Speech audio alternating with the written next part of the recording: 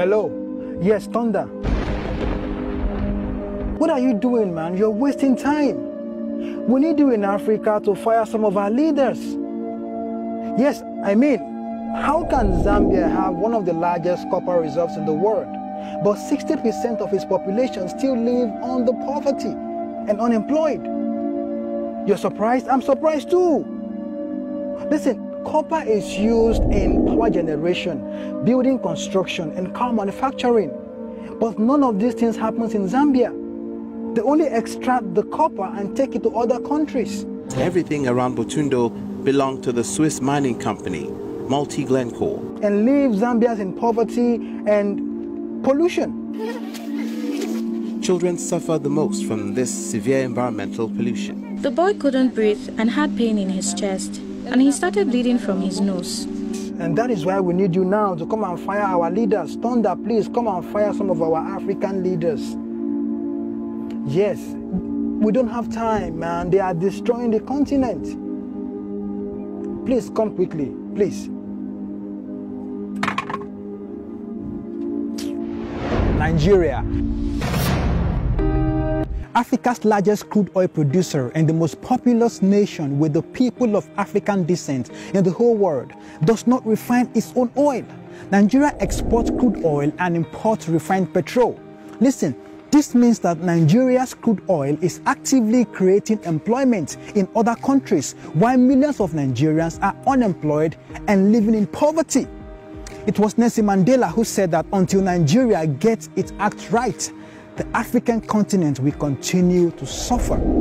Okay, are you angry because of Nigeria's crude oil? Let me blow your mind.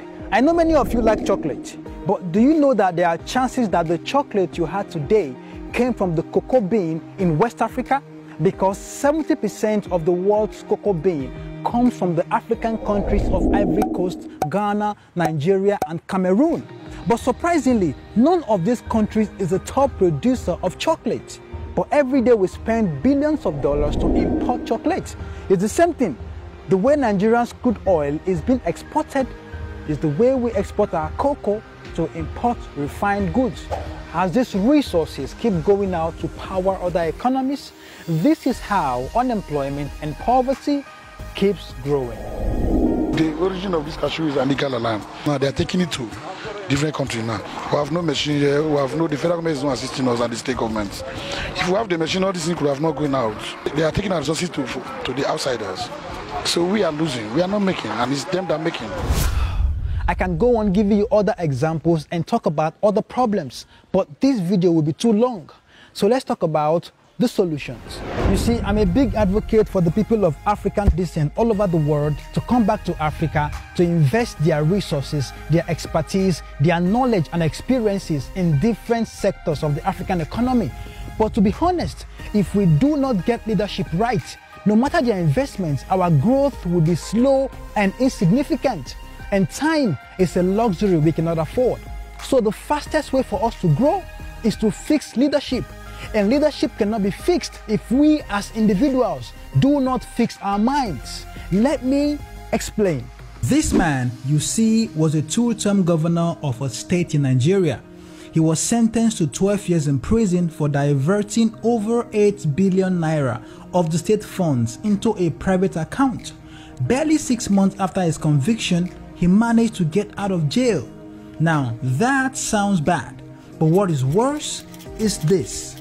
When he got out of jail, he was welcomed like a hero.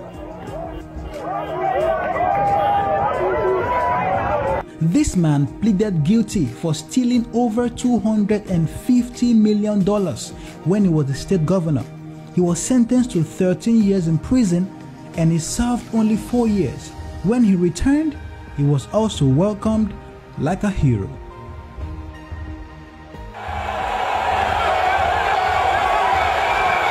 This man right here is the current serving governor of a state. He was caught on camera taking $5 million bribe from a contractor. Even with this evidence, the people still supported him and made him a two-term governor.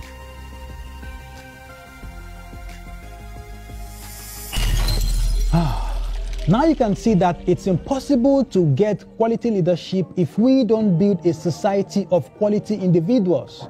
The king is nothing without the kingmaker. And in this case, we are the kingmakers. We, the people, give them the power they possess. Until we build our minds to look beyond religious and tribal sentiments, we will continue to have leaders who will steal public funds and open the gates to foreigners to take our resources while we continue to struggle.